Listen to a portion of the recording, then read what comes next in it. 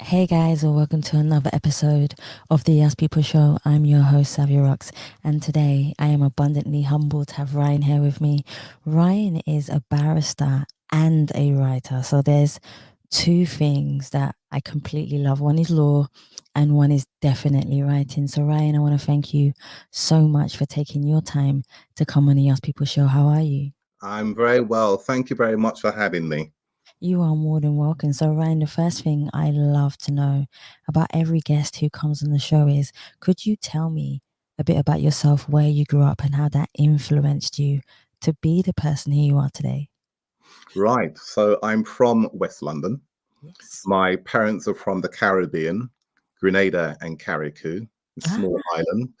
So I was born in Chiswick and I went to school in Fulham. Um, and I then moved to North London and then went to university to become a quantity surveyor. mm, And later on, I became a lawyer and I've always had a love of writing, which I hope we'll talk about later on. yeah, And most definitely. here I am on your show. I know that you do a lot of interviews yourself, which is fascinating. And I always love being able to interview people who do similar things, Yeah. especially when it comes to interviewing people and finding out their backgrounds. But one of the questions that I do love asking people is can you define yourself as a person, but also who do you see when you look in the mirror? But on the flip side of that question, Ryan, has there ever been a time where you have looked in the mirror and not recognized the person staring back at you? How did you manage to go from a person that you might not have necessarily liked or accepted to becoming the person that you wanted to be? Wow, that's a fascinating question. Right. Okay. So when I was younger, I wanted to become a footballer. And it's Ah, something that I don't often say, but I did have a trial for a Premier League club, or a Premier League mhm. club today. I shall mention it. I shall mention. I don't support my Yeah. sport football, so I had a trial for Chelsea when I was about 14. I think about 13 or 14. I was unsuccessful, hence why I became a barrister. Um, and later on, I played in a band. Oh, So bass is my favorite instrument. Well, my favorite instrument to listen is like it's funky because I was grew up in the jazz funk, R&B age. So I had a bass guitar, and then later when I bought a Fender Jazz, thinking that would make me play better. It didn't because I didn't have the talent and the ability. And I think once I saw Lewis Johnson of the Brothers Johnson and then saw Mark King of Level 42, I realized I didn't have it. I couldn't. I couldn't play like them. So then I went to the bar. But the reason I say that, because when I look in that mirror today, mm, um, I don't recognize the person that I was when I was younger because, my path could have been completely different. that's true. It wasn't, it was hard. I mean, I don't understand because it's like a sad story of when someone says, "Oh, it was hard and I did wonderful, and here I am today." Mm, It's not that, but the dreams that I had as a youngster, being football and music, they didn't work out. So when I look back at the younger Ryan, those were the ambitions that a younger Ryan had, and so I don't recognize that person. And then becoming a surveyor, and then later on studying law to become a lawyer, then those are things that I would not have envisaged that I would have been doing. Because to be honest with you, people like me didn't become barristers. As simple as that. I wouldn't say my ambition, putting aside the two things I've mentioned, mm. you couldn't really see yourself achieving something like this. So it wasn't even on the radar to become that. So it's just by chance. Let's say by chance, one thing led to another, but by chance I became to do what I do now. So when I look back, I don't recognize. I'm still recognize myself, but a younger Ryan would not have seen himself doing this. No way, no way. How do you think your life would be if you were a footballer or a musician? Gosh, that's a very good question. I think the answer for to that question is probably two answers, and one answer is a footballer. I think I just would have been someone who would have maybe just enjoyed the limelight, and and you get the adulation and everything else as footballers do.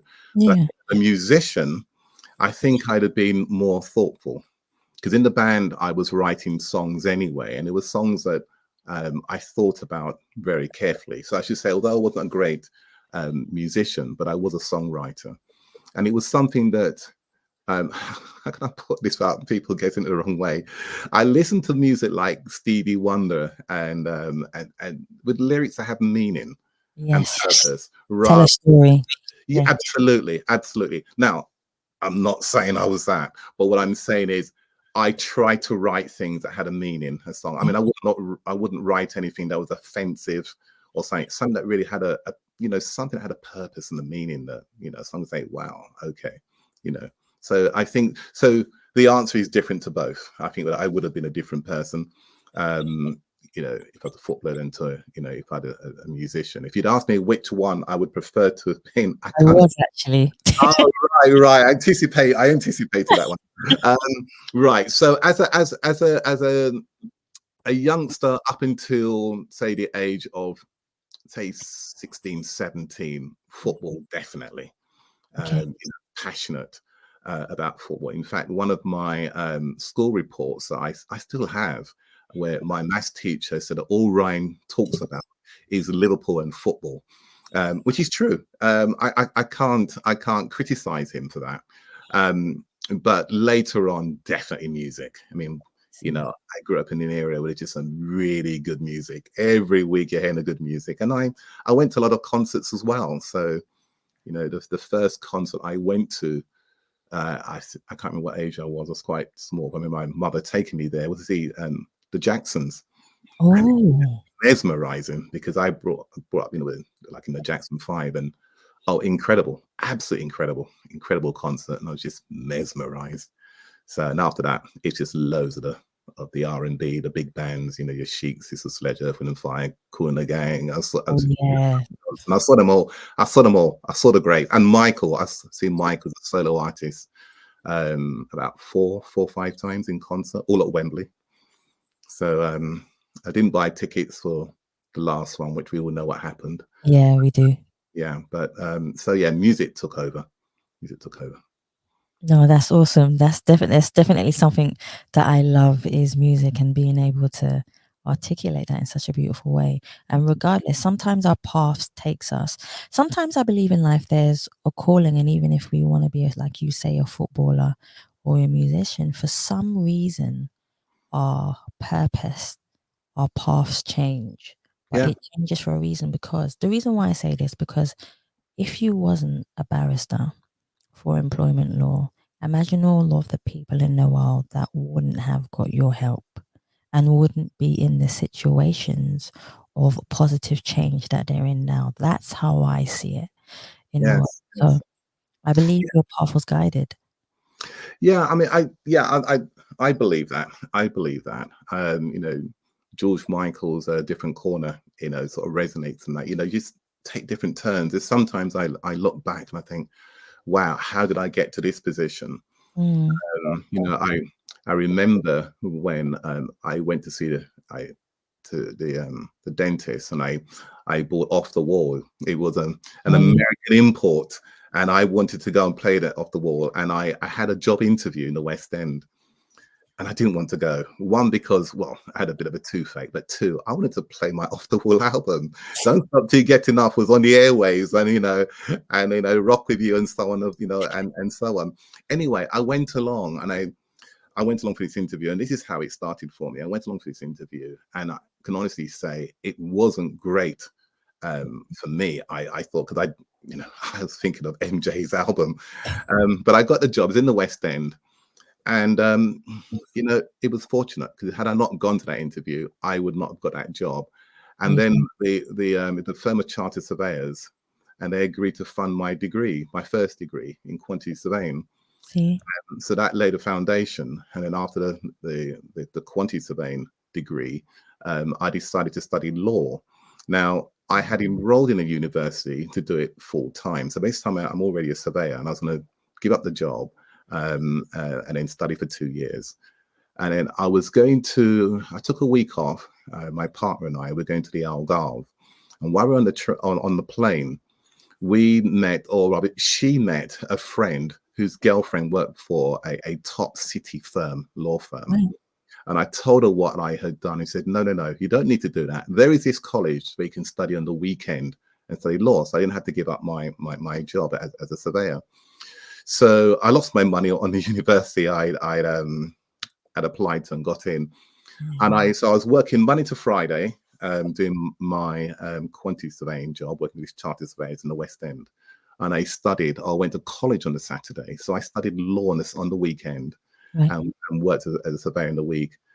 And then the rest is history, because after that, I got into bar school the first time, passed bar school the first time, got into chambers the first time, and so on. So turn a different corner and it would have been a different story, is the long-winded way of saying it. So It's funny, even when you started, right, and you and you were talking about Michael Jackson and Michael Jackson, that's the first album I think I got, and I oh, played it so much that it broke, and I took some sellotape and I pull it together to oh, replay it. oh, brilliant, brilliant. So just to hear your story from you going from Michael Jackson's Off the Wall album to actually going and achieving what you have achieved in Yeah, your life is completely awesome. But also, it lets people know no matter where your culture's from, no matter where your background is from, you can absolutely achieve anything if it is purposely meant for you to yeah, have. You'll have it, yeah, regardless. absolutely. I So agree. I So agree. definitely, that's definitely something. So could you talk to me about deciding to specialize in employment law? Because there's so many different types of law. I decided to learn or teach myself music law, for example. Wow. But, but in the terms of employment law, I wish I knew you 2 years ago. But and in the terms of employment law, I find that a lot of people are misinformed about the information of law itself when it Yes. comes to employment law and working in a workplace and being treated in a certain way, regardless if it's discrimination or just there's so many things, unfair dismissal. We all know there's so many different types. But Yeah. can you just break down for me why you decided to go into employment law? Right. Well, we are still on the theme of turn a different corner and how things work out. Yes. So I think I can safely say that one does not become a surveyor, then Mm, choose to go to the bar to do employment law. And the chances are you've gone to the bar to do construction law and engineering law, which is what I did. okay. So I started off doing that. And by chance, there was a firm of solicitors when I was a pupil. A pupil's is like an apprentice to the bar. You got to do it for 12 months. Mm, So in chambers, they rang me up. They used to give me some various bits and pieces of work. Rang them and said they had a client who's got an employment dispute against the Home Office. And, yes. and it was an interesting case because what happened, he was a male person, Mhm. and he had a sex discrimination case. And I knew nothing about employment law. But Mm, I went down, I met him, and I decided to take the case on because as a pupil barrister, you take the work. You just can't turn it down. You haven't got any money anyway. So you take whatever comes along. If it's tax law, I might draw the line at. That's well out my league. So what had happened? I took on his case against the Home Office, and I was going to court, came back in chambers, reading all the books, reading all the law, and so on. And fortunately, it was a 2-week case, and we won it. So I won my yes. first employment case. Yeah. So as a result of that, because of the nature of the case being that I represented a male in sex discrimination, it was very rare in those days because Yeah. really females. I was in the newspapers, in the Daily Mail. They reported a case, and my name was in the case. And then I was invited twice on a Victoria Derbyshire show because of the nature of the allegations, and I was Yeah. live on her show twice. I didn't know who she was in those days. I got to know afterwards. So my exposure I did this exposure as an employment lawyer, and I have to say it was nerve-wracking because I wasn't really an employment specialist. I happened to be a construction lawyer who won an employment law case. And so as a result of that, someone had seen my name in the paper and contacted me, another male, contacted me. Yeah. And I did a sex discrimination case for him. And that was against the then Inland Revenue, HMRC, Wow. case. So having won 2 big cases, Yeah. and became an employment law specialist, which meant I had to catch up quickly because, you're talking to me about employment. I'm telling you about construction because that's all I knew. So, and then after that, I obviously, I was doing a mixture of things, but then later on, we decided to specialize solely in employment because it was so interesting, and it is even more interesting today. It is even yes, I agree with that because there are so many cases that I've seen where this is why I say about misinformed information. There are so many people being like, now you have same sex, you have disability, you even have ageism, which is another thing as well. People won't employ you because of your age or you're too old, or they're dismissing you because they say, well, you're a certain age now, so you shouldn't work for us, or we don't want you to work for you, and it's unfair dismissal as well. So Yeah, it's yeah. really intriguing for you to say this. But one thing I would love to know is, can you talk to me about the importance of human rights and having people in the world who defend those human rights, and you being a barrister to defend those human rights? Right. Yes. Yes. What you've got to do, if someone comes to you with a case, you've got to not only take what they say, but look behind it. Yes. Because sometimes people don't know. Well, obviously they wouldn't know what their, well, maybe not know what their rights are, but someone will just come to you and say, this is what happened, and I've been directly discriminated against. And when you look at it, there's indirect discrimination, which is such a complex technical thing, and Mm. then whistleblowing somewhere, and and what you've got to do as well to be fearless. I mentioned the first 2 cases that I did. This is against the Inland Revenue, big people, all the resources, all the people, and the Home Office, big. It was just me going to court with a small team and my clerk and practice manager, Yeah. and we're up against this mighty force. So you've got to be fearless. You've got to look at it and say, right, yeah, there's a case here. We're going to fight it. Now, if you're talking about unfair dismissal or wrongful dismissal, they're difficult cases, but they're not as difficult as discrimination. Because by Mm. its very nature, normally you have a couple of things. Normally you have these 2 people involved. So there's only really 2 witnesses to something. And Yeah. it's who will a court believe. That's very hard to win a case when, he says, she says, and sort of thing. You're inviting the tribunal to draw inferences from the picture that you've painted. That's very, very difficult. You've also got people who are, by its very nature, I mean, people do feel quite emotive about being unfair dismissed, but when Yes. you talk about discrimination, there's something extra about that. Yeah. There's not a hierarchy, but when you're talking about race, sex, disability, you Mm. know, that's there's something, people are quite passionate where you think that they've been wronged and so on. So what I do, someone comes to me and I if I think they have a case and I can help them, I will take it on. You have to also many times manage people's expectations. That is true. Everyone who comes to you thinks their case is the best case. Yeah. Probably thinks the biggest, and they think it's probably the biggest case in English legal history. It's always, this is a great case. It's going to hit the papers. This is this, and you hear it all the time. And it's sometimes just an ordinary case, but I know people are quite passionate about that. Yeah. And I try also to show that I'm passionate about their case too, but I have to also manage their expectations. Yes. People sometimes give scenarios and they say, well, look, that's not really discrimination, is it? That's this, that. That could be this, that, and the other. Mm. But once they're fixed on that they've been wronged, and this is the reason they've been wronged, then, it is sometimes difficult to get people to see, well, there could be another reason, another explanation for the way that you've been treated. So that's what I do. That's what we do. But human rights is important because the pleasure you get from fighting someone's corner, Mm-hmm. it's I'll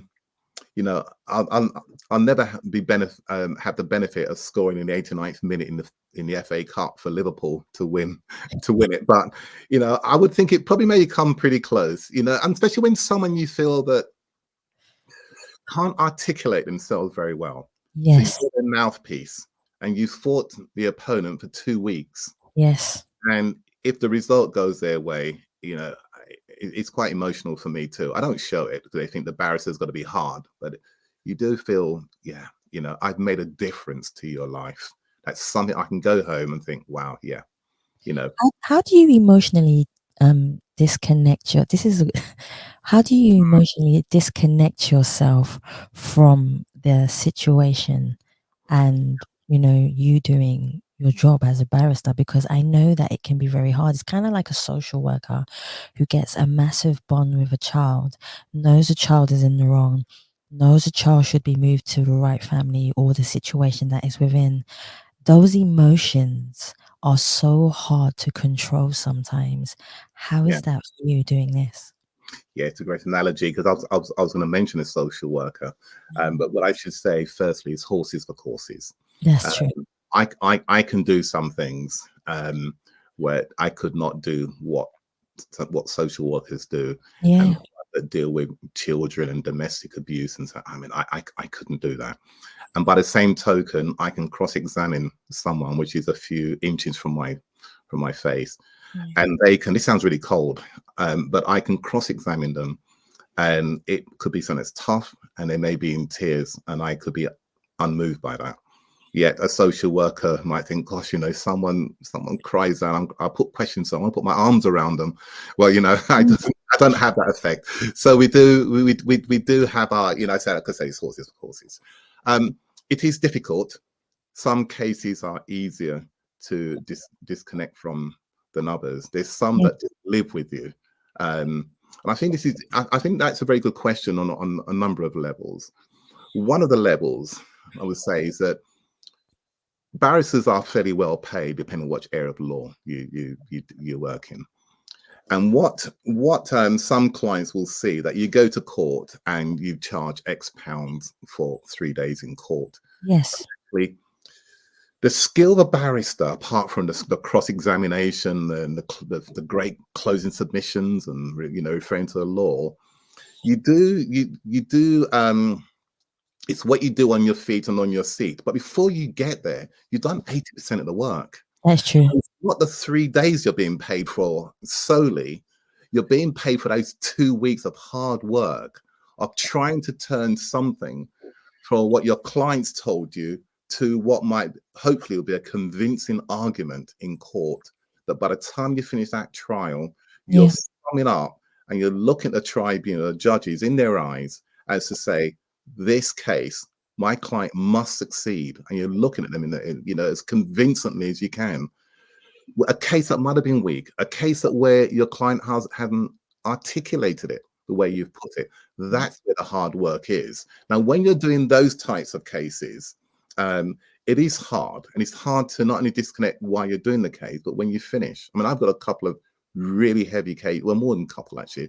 I've got some heavy cases that I think are going to hit the media pretty soon. I think one of them certainly will hit it within a couple of weeks or so. Very, very heavy, very heavy. It involves it's a discrimination case where it involves somewhat a gender reassignment. Okay. Unusual, and not you tend to see, I said, your sex, your race, your disability. You tend not to see so much sexual orientation. And this one is it's a very heavy case. And there's another case that I've got I can't talk about, which I'm going to next week up north. Yeah. It also has some serious consequences as well. That's a disability case. So those ones I think about them all the time. And it's not unsurprising that, well, I'll say it's not unsurprising, but you're driving a car and you're thinking of angles. That's what it is. Your opponent is doing the same thing that you're trying to do to their witnessing. You know, you're trying to convince a tribunal that your client should win the case. Your opponent is exactly the same thing. Yeah. So you have different tensions. You've got your opponent who you're battling with. You've got a tribunal who you're trying to convince, and you've got your client in their evidence. You've got the opponent their evidence. So there's a lot going on. You're not going to just finish court at 4:30 and then it just stops. It's just not going. It's just not going to happen. It's not going to happen. So yeah, it is. It's not easy. It's not easy. One of the things I do want to talk about is for employers. So let's flip the coin for a second. So we talk about defending people who are employed by these massive organizations who do have a lot of power. Now, what advice would you give, for example, to employers, now you're on the other side, about these cases even becoming a case, for example, and how to treat their employers so these situations do not escalate to the way that they do? Yeah, good question. The first thing I think, sometimes people talk about a company as if that the company is some intangible entity. The company's only meant for people. Yes. People you're talking to. You know, the bricks and mortar are just bricks and mortar, just assets, but the company is made up of people. So what you've got to do, you've got to have really good policies, but the policies themselves are not alone. They're not enough. You've got to have people who are in tune with treating people fairly, so you can avoid being sued. Now, you can't stop anyone suing you in court. It's up to someone if you want to go to the tribunal and sue you. But what you've got to make sure is that you have a good policies and good practice. If you've got that, you're halfway there. You know, you shouldn't. Like the biggest things would be, you know, one of the things that is quite common is banter versus harassment. That's true. Now, you've got to have good training. You've got to train your staff. It's not enough having a policy saying we are an equal opportunities employer and we don't tolerate harassment, discrimination, and all these sorts of things. You educate those people to treat people properly and with respect. I mean, for me personally, you know, I can't. I don't know why there would be banter on race or sex or someone's disability and the rest of them. To me, it sounds pretty sick. What can there be in a joke about someone's disability? What banter can there be about someone's race? What is it? I mean, is it a color thing, ethnicity, nationality? Where's the joke? To me, there's no joke. So when you talk to some people, you know, because I do training to companies as well. And sometimes people say, well, gosh, what's the point? You can't say anything these days. You're taking all the fun out of it. No, you're not taking all the fun out of anything. The question is supposed to ask yourself, what's the fun in joking about someone's race? What is it? What there can't be, in my view. And you know, it's not a fun thing. Surely, you know, there's so many things we can talk about. There's so many words we can use. You know, the language is rich. It's a rich language. You can find words that don't insult people. You know, you go out to insult people because they have a different shade, different complexion to yourself. So the companies have to realize that, and said if they educate their staff to treat people with respect and respect their dignity and stuff like that, then if they're taken to the employment tribunal, they ought to have a decent defense to say, well, look, you know, well, I say a decent defense. Hopefully it shouldn't happen in the first place. There shouldn't be an allegation against someone and say, well, you know, I thought it was just a bit of banter. That's just the way we are at work. You know, the employer shouldn't have that. They should train their staff not to go there. So there are plenty of things employers can do. And there's still some employers out there that just like they're living in some other age, Do you know really. what I was actually going to say to you, Ryan? I find a lot of the time that people who live in a certain type of privilege have a bubble that they live in. It's a very complex bubble because there is a certain unit of them that live in this, and it can get very complicated. Um, I've realized that it can get very political as well. As we all know, these things do get political. But one of the things that I always try to articulate and educate people on is just because somebody isn't from your background or come from the privilege that you have come from doesn't mean they are not as educated or even more so educated to understand how they are being mistreated, and it is unfair, and they deserve the right to tell you how they are feeling. Absolutely, absolutely. Yeah, I mean, I don't treat people differently because they may not be as educated as I am, and I would say educated. You know, there's formal education, isn't there? There's Yeah. formal education and there's other education. Yeah. And we're talking about formal education here. You know, someone has X degrees and someone hasn't. But there's a couple of things that I see. One is the other person is a human being and they still That's deserve the yeah. same respect. And when we're talking about education, let's put it, you know, let's say what it really means. When we say about education, we're talking about a formal education that is being set by some people and you pass exams. That's all That's it. that is.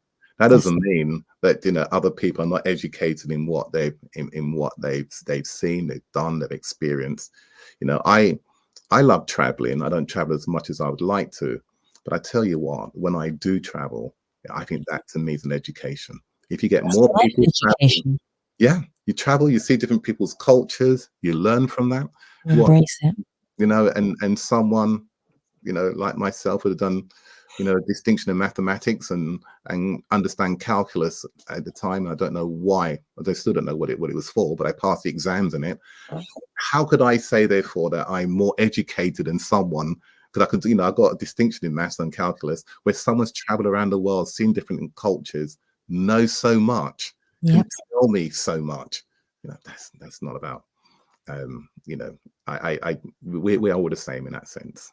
See, this is what I love about being able to have these open conversations because everybody has an opinion on different sides. And what we do as human beings, we take what will help us so that we can carry on. So I'm going to take you away from law just for a second and I'm going to bring you on to writing. And I'm going to ask you, can you share a journey as a writer and how it has influenced your emotional landscape? Yeah, to be honest, I don't really know where the writing part came from because I've been writing even before. I think when I was a surveyor, I used to write for magazines and so on. I just loved sending them through and then seeing them published. So I think I had the buzz of being published. Yeah. Mm. And when I wrote Like Father, Like Son, that was I remember one Sunday morning, I had this idea of a book. I'd never written a book. I didn't know how long a book was, you know, how many words. For some reason, I decided I was going to write 100,000 words. Up until that time, I'd done my master's, I think. I can't remember. I'd only written like 10,000 words or 25,000, which seemed quite a lot. I decided I was going to write 100,000 words for this story. And I spoke to my partner at the time. I remember we went down, we had coffee in Chiswick. I said, I've got this idea as a story. I think she might have been bored senseless, I don't know. But anyway, so I think, what's this man talking about? What's he doing now? Because I always had some idea to do something. You know, right, he's not a footballer, he's not a musician, he's in law, he's a surveyor, and now wants to write a book, and he's knows nothing about writing a book. But I told her the plot. I knew I didn't tell the ending.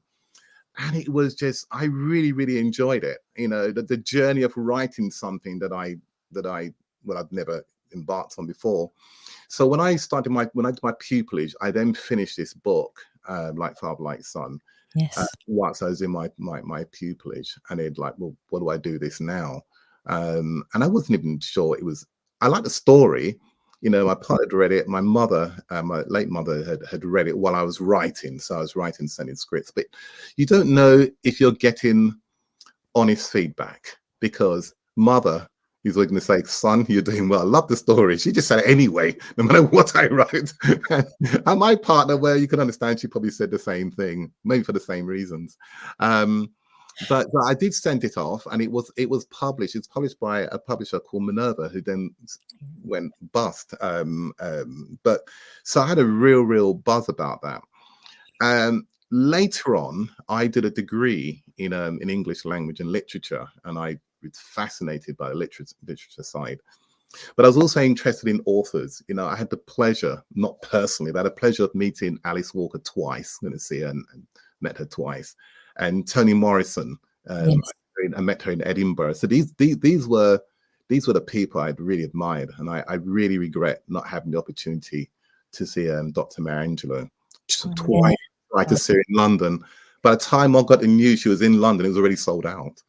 You know, and so on. So I had this love of literature.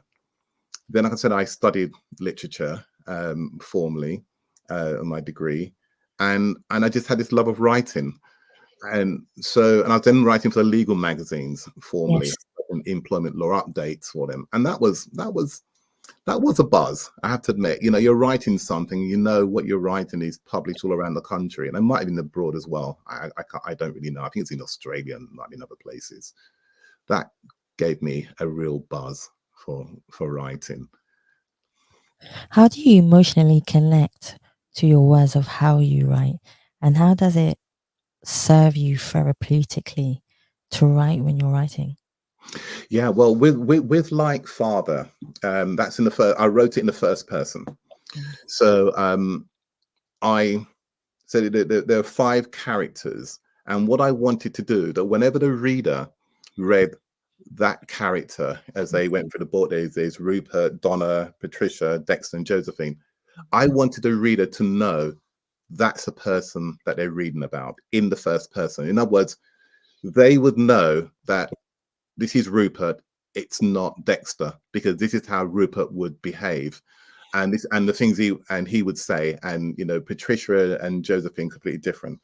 And what I learned from that, in order to do that, I had to build 5 characters, Yes. had their own personalities and so on.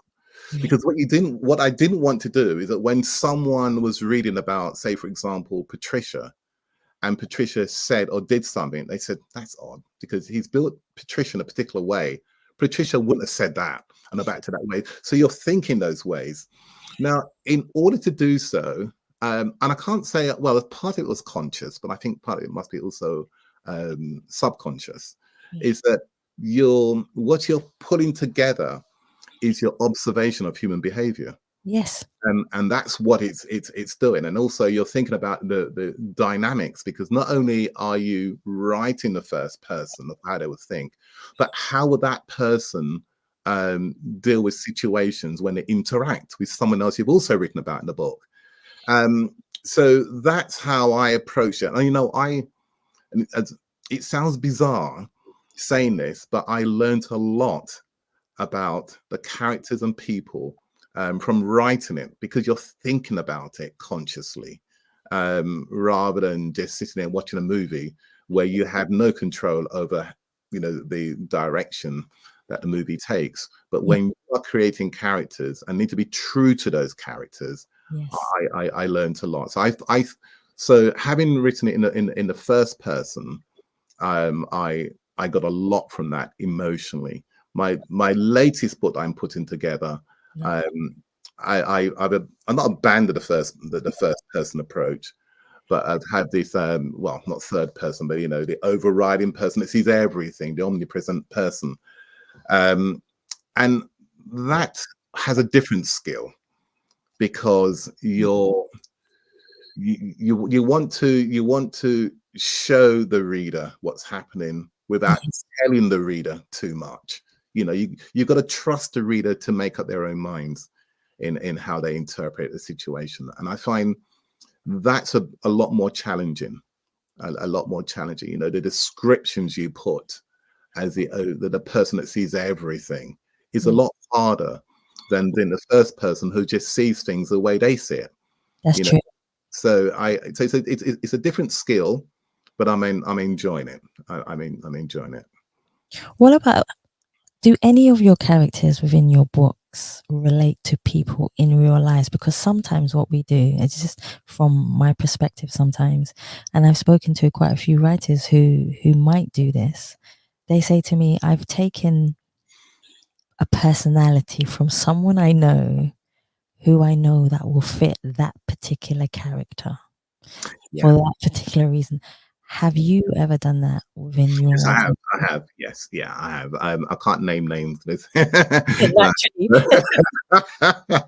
No, but I have, and I think once again that comes back to observation, human, because Yes, there are certain scenes that I write, and I think of people that I know. I think, how would they behave? And what I'm doing, I'm effectively describing situations that I've seen and just put it down on paper. And it makes that writing sweet. It really does. Because it flows. You know, the writing when I mean, I've not had writer's block because I probably don't write often enough. But the parts when you've really got to think about it, that's hard work. And you sort of wonder if it's joy at all. The thing about writing is it's lonely. You know, you're not writing having a chat with someone. You are yeah, effectively alone and you've got this story in your head.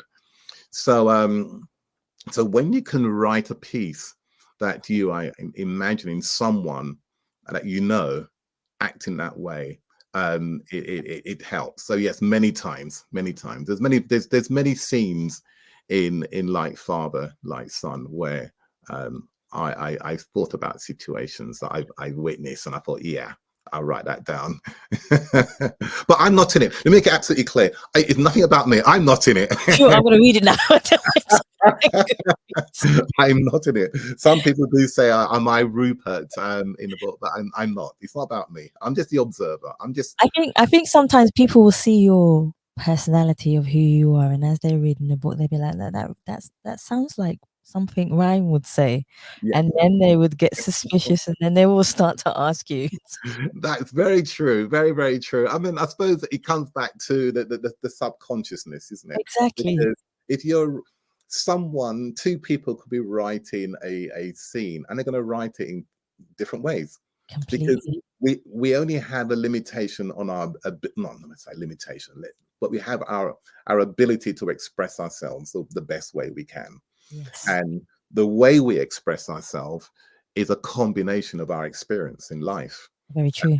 And hence when when someone talks about we were talking about employment earlier on of unconscious bias. Well, the Yes, unconscious bias is that's everything that we've experienced all rolled up in one. And sometimes when we're not conscious of it, that's why it's unconscious by its very nature. But it's our experiences that makes that unconscious element. So when we describe something, yes, my experience in life is going to express it in a particular way, and someone else is reporting exactly the same thing, yeah, experience it differently. Hence why two people can look at a scenario and two people can have totally different interpretations of what's going on, even that's though very true. they've watched exactly the same thing. That's You know, true. so yeah. So I think there may be. I say consciously I'm not in it, but subconsciously someone else who knows me might say, yeah, that's him. That's him. If I was to say, Ryan, if I took the word judgment out of the dictionary, if I took it out of your life, what would you do differently knowing that no one had the capability of judging you? What would you do differently in your life? Wow, gosh, I like that question, um, because I see that not a million miles away from Mm. someone saying, look, if you could get away with a particular crime, knowing that no one will know about it. You know, you see £1 million somewhere, if you can conceive that. And if you take that money, it Mm. is theft. But you've been told no one is going to know about it. would you would you take it? That's a philosophical question. I say on air, I would not take it. Of course, I wouldn't do it. That's what I'm going to say on air anyway. But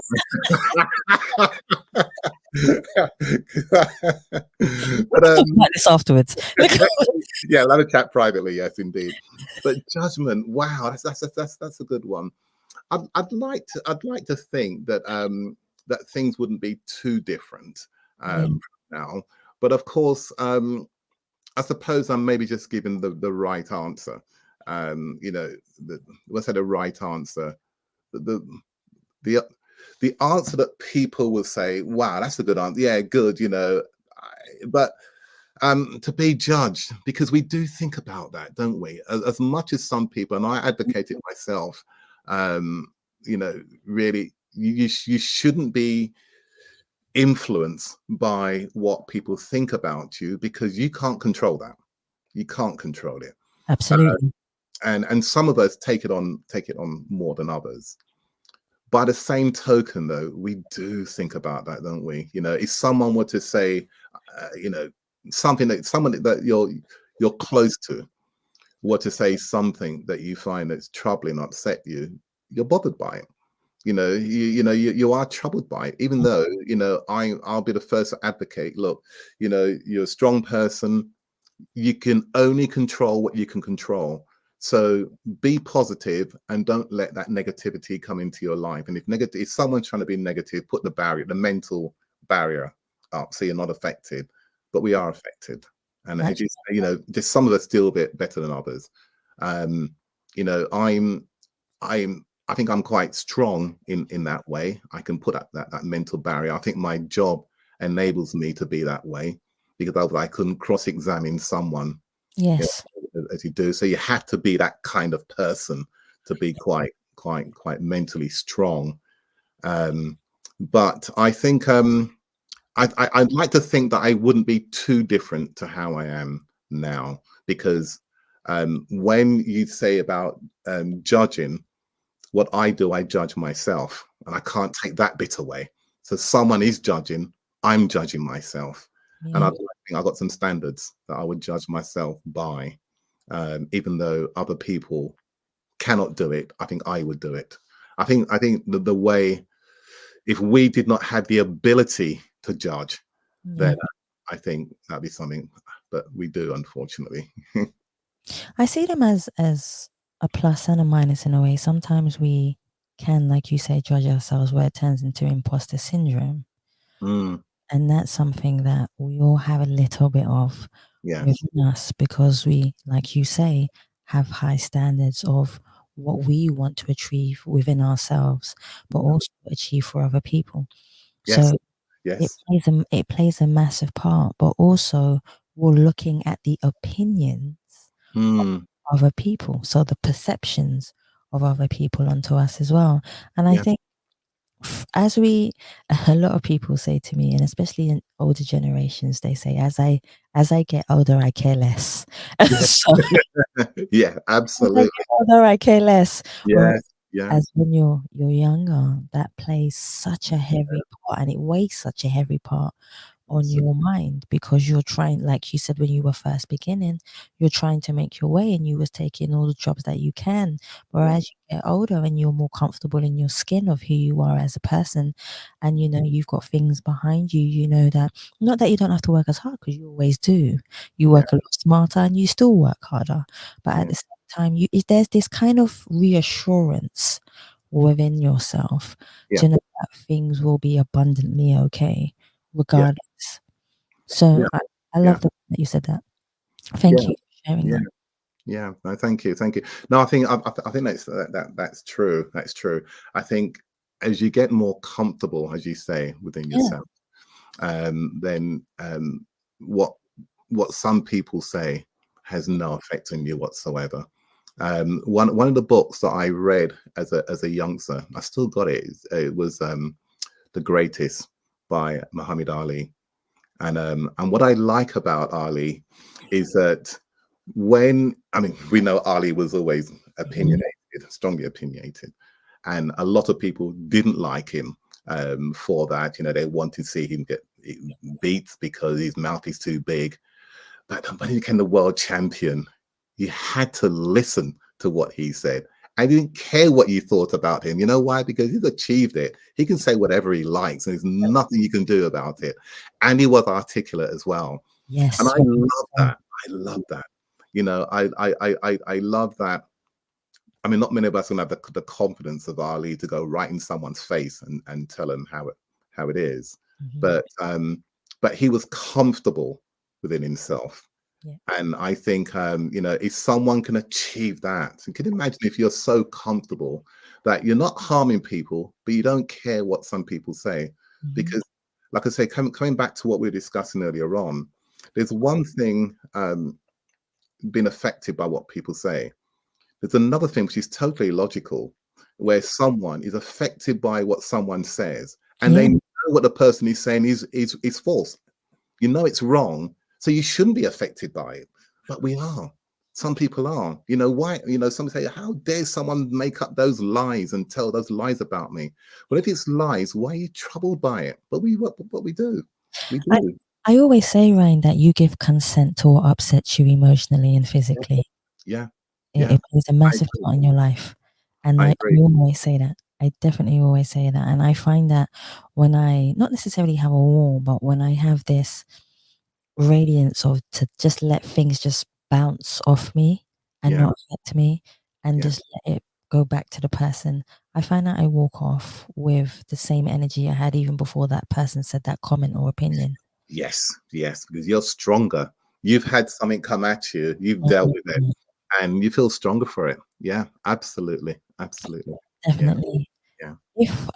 If you could choose one quote that represents you as a person, what quote would you choose and why would you choose that particular quote?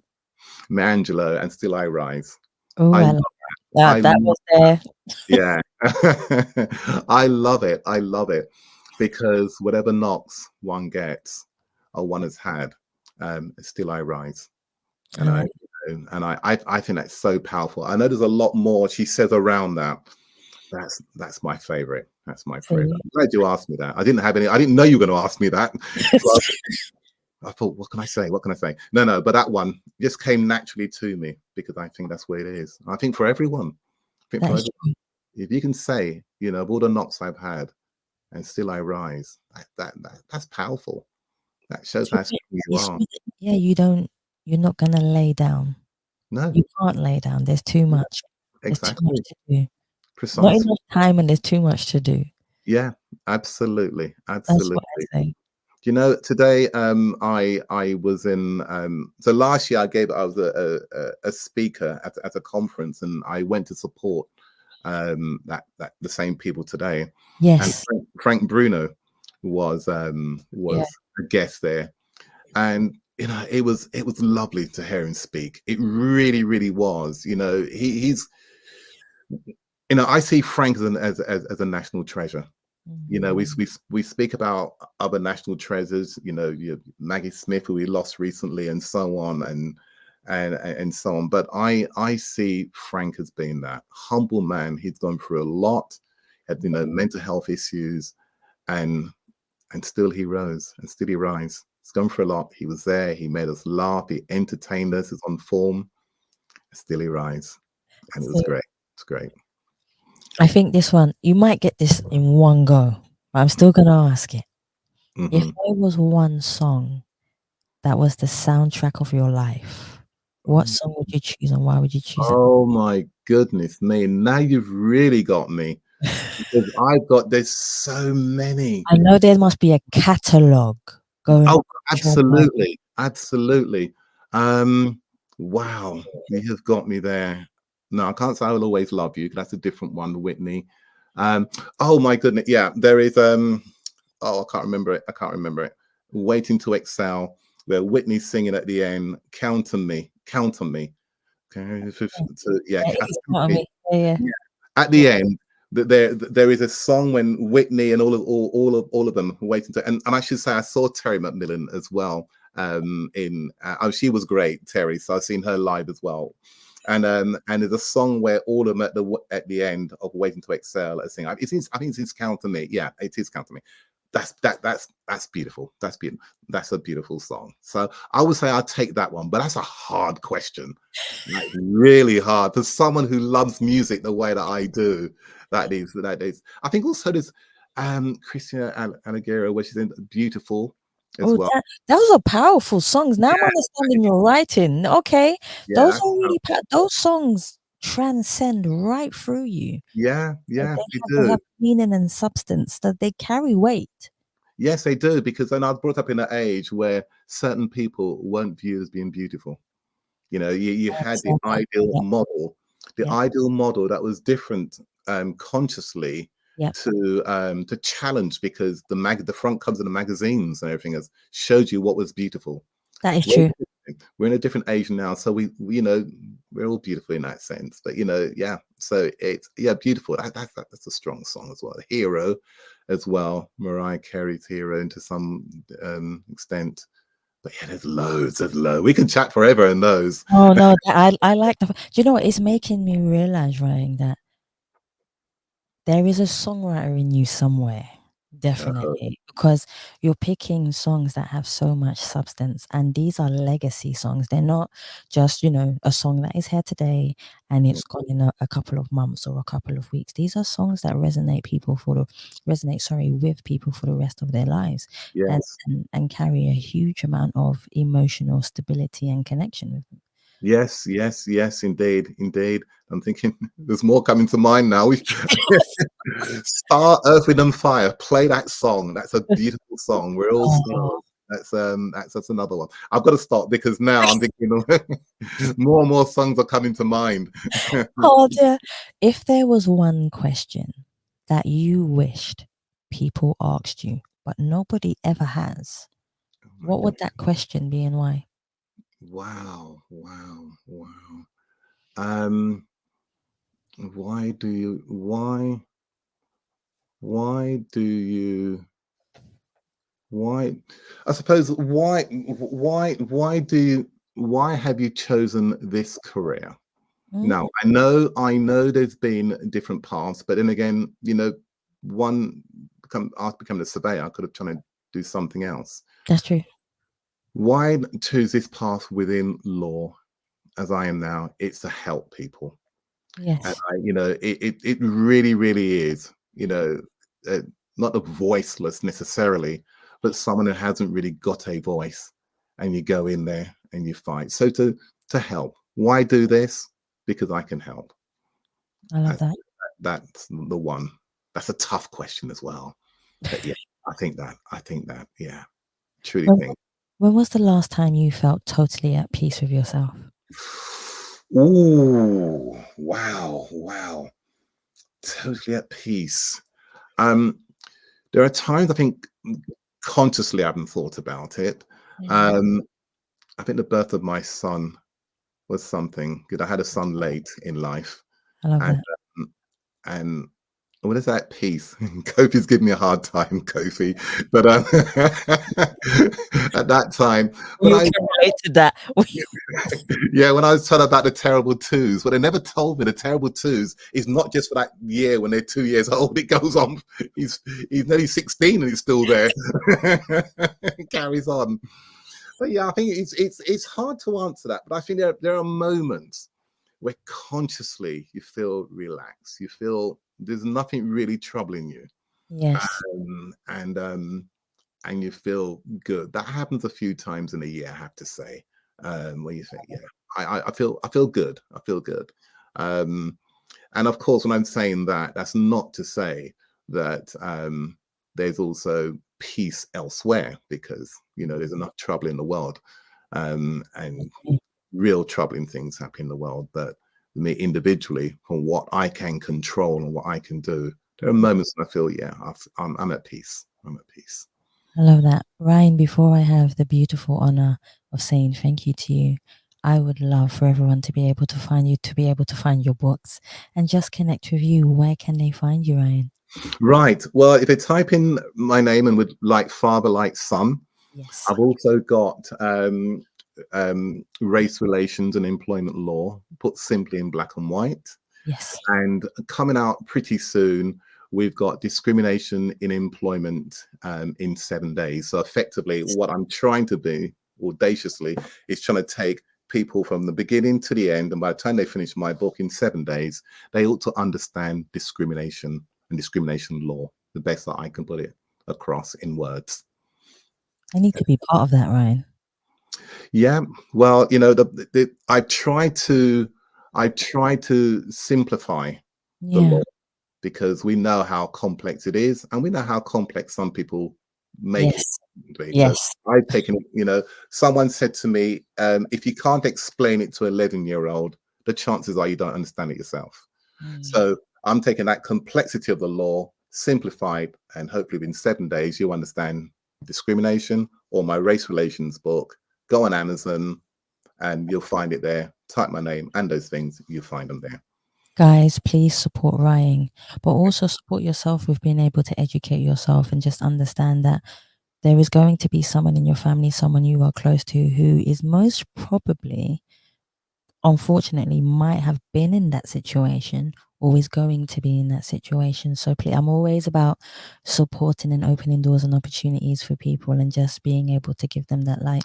And this is why I say, Ryan, I want to thank you so much No, for thank you. taking your time to come on the Ask People show to show your happiness, your laughter, but also share your truth of what you do as a person. Thank you. I really enjoyed this. It's been a great conversation.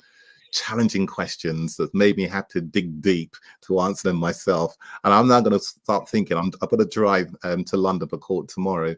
Yeah. And I'll be thinking about these songs. I'll be thinking, gosh, I've got to email you these songs and that song. Yeah, you know, make a playlist. This is a good idea. Absolutely. Indeed, indeed. No, it's been a pleasure. Thank you very much for having me on your show. I've really enjoyed it. You are more than welcome. And guys, I want to thank you so much for listening to the Ask People show. And please remember, you can subscribe and leave us a review on YouTube, Facebook, or any other platform that you prefer listening to. Please also follow us on Facebook, Instagram, LinkedIn, and Twitter. And you can also connect with Savia Rocks, myself, every Thursday at 8 p.m. UK time. You can also listen to every single interview I do on Apple TV, Fire TV, Freeview Channel 271, YouTube LCBN, and lcbntv.com. You can also listen to this interview with me and Ryan every Wednesday, or should I say on Wednesday at 9 p.m. UK time. You can also listen to the Ask People podcast on Tuesday. And this is where I say, guys, thank you for listening. Stay happy, stay positive, and as always, please continue to be kind to one another. Take care. Energy and peace of mind, peace of mind, peace of mind. People say that having a peace of mind is trying to find a consistency of calmness within ourselves, to crave for a clarity that drives us through our emotional journey of life, to never let a person's judgment manifest into a fear inside of us.